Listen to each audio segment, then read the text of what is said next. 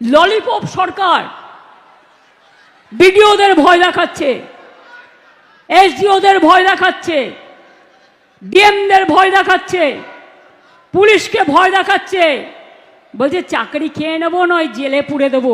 আমি বলি election commission আসে আর যায়, তারপরে কিন্তু রাজ্য সরকার থাকে। ইলেকশন কমিশনের আয়ু ইলেকশন চলাকালীন 3 মাস। গায়ের জোরে এসব হবে না।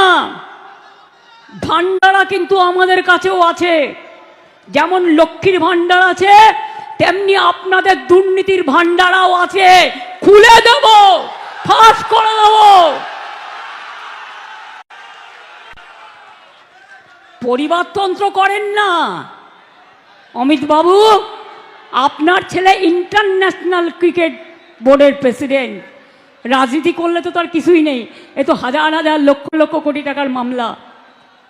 কই, এটা পরিবারতন্ত্র নয়, এটা সমাজতন্ত্র।